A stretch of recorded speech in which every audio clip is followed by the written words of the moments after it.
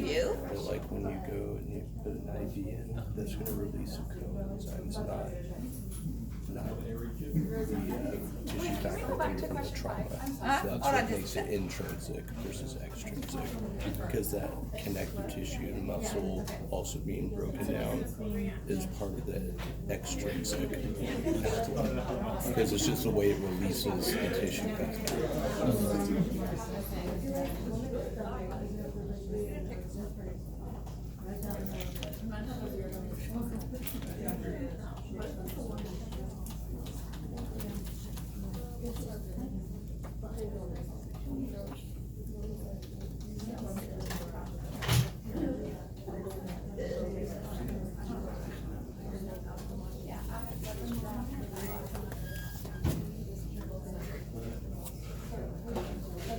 So if it's a change in the vessel, in the surface to which the blood comes in contact with, no addition of any other thing but what's already present as clotting factors in the blood.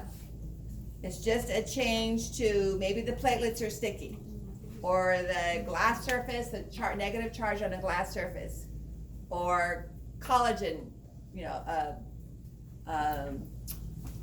deep vein thrombosis is often caused by, what's the word I'm looking for? Phlebitis, inflammation of the veins, and it reacts to that. If you add a chemical, if you add the prothrombinase, which comes from cells outside of the blood vessel that have been damaged, that's what triggers the extrinsic pathway. Okay? There is no addition of any new material to the blood when it's an intrinsic pathway. The internal, there's no change internally. Okay? All right. So let's do some review here. So 4 or 5 slides here, and then you can start your weekend. Unless you want to do some review. All right, so what's the blood type here? And I even have a key.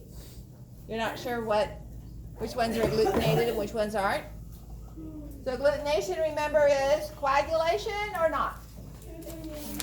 Antibodies. All right, so we're not talking, even though we just finished talking about hemostasis, we're not talking about coagulation here. We're looking at the clumping of the antigens by the antibodies. All right, so what's the blood type here? AB negative. All right, because there's no agglutination. The presence of agglutination means the antibody has found an A antigen. This antibody has found a B antigen, and this antibody did not find a D antigen. So there's no question, if there's no D antigen, the blood type is negative. We're not looking for antibodies, we're looking for the antigen. So if there's no D antigen, it's definitely a negative blood type. All right? So what would this blood type be? O negative. All right? And then down the bottom one? A positive. A positive. Okay? What would these structures here be? Platelets. Platelets. What would this cell be? Lymphocytes. Lymphocytes. See the clear edge there? And this one? Monocytes. A monocyte. Okay, it can be, kind of out of shape because of the red cells pressing up against it, but notice that mottled appearance of the nucleus here. Eosinophil and neutrophil. Fine granules and polysegmented. And this one?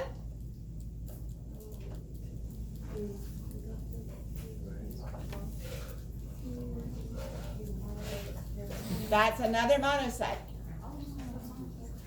Okay? So we don't see the segmentation even though it looks kind of bumpy, but it's large. That mottled look again. These cells are larger than this one, so this neutrophil is not particularly that much bigger. Everything's bigger. And another clear lymphocyte. See the smooth edge? So that nuclear membrane. Basophil.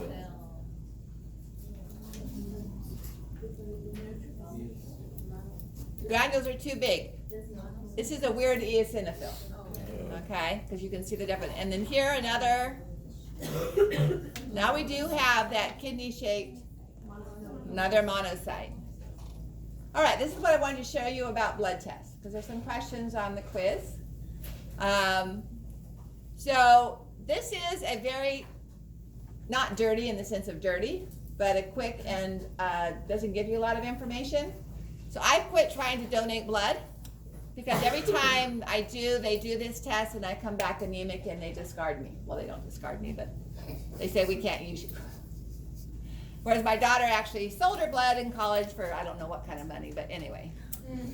So what happens is blood is placed in these tubes, and then the mass of the red blood cells settle them in the tubes. So this is called erythrocyte sedimentation rate.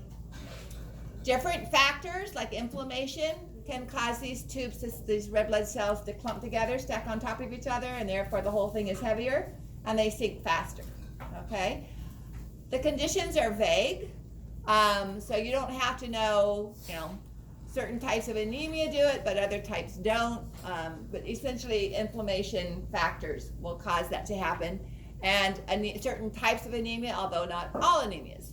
But I just want you to know what that test is called. So anytime you see a stack of tubes, these are different people's blood samples, not one person. But different people's blood samples, and they're settling at different rates. So this is settling faster, this is settling slower, okay, if they were all started at the same time. So the presence of inflammatory factors can cause them to settle faster. All right, this erythrocyte sedimentation rate. ESR. And it's almost, at a blood testing, a blood draw, blood bank kind of thing, it's a quick way to, without running it in a machine, to test your hemoglobin of testing it. Because they don't wait for a whole hour to do that. Although, anybody given blood lately? I wouldn't let my daughter give it when she was young enough for me to have to give permission, because we had a scary situation. I don't mean to drive anybody away from it, just ask questions if you go give blood. I had a student about 15 years ago, go to donate blood, and the person who drew her blood was not a trained phlebotomist and hit a nerve, a median nerve in her elbow, a forearm, and she suffered permanent weakness. And so I told my daughter, I know it's a noble thing, people need your blood, but it's not worth that. So if you're going to do it, ask questions, ask to see their certification, and don't just assume because they're poking needles in somebody that they're trained to do what they do. A more funny situation, when I was first teaching college back east, it's the college where I got my nursing degree from, we were encouraged to join this it was like we had lower health insurance costs if we signed up for this kind of health benefit thing, and we had to say that we would exercise and do all this stuff. And so they wanted to do a baseline physical fitness, how fast can you run a mile, and all that kind of stuff. And so the nursing faculty, who had been my nursing faculty, although I was in the biology department, were drawing the blood. And I teasingly told this woman I wouldn't be her friend anymore if she couldn't get my blood the first time. Well, guess what? She couldn't. She tried and she tried and she tried. She said, I know I'm in your vein because I felt the pop, but no blood was coming out. So what she finally found out was the vacuum tube was defective. It was missing the O seal. And there was no vacuum, so it wasn't pulling the blood out. So that had to happen after I made that crack about her being able to do it. What are we looking for here? What is this? What are these values here? So erythrocyte sedimentation rate is read in millimeters per minute or hour. This would be grams of, any idea? We talked about two things the last lecture before our exam. How do we measure anemia, the presence or absence of anemia? One was hematocrit, and the other was hemoglobin. So the brightness, this is hematocrit up here, and this down here is the amount of hemoglobin that's present. So the more hemoglobin, the deeper and darker the color red. The less hemoglobin, the more orange tint it becomes. Okay, remember I talked about putting a drop of fresh blood and sliding it back and forth under it's a color grid like this. It has holes punched in it. You just kind of slide it back and forth, and because the blood is fresh, the bottom of that thing is streaked with everybody's blood. It's kind of gross. So we won't do that in lab anymore, obviously.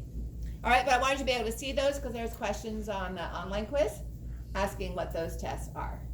Okay? All righty.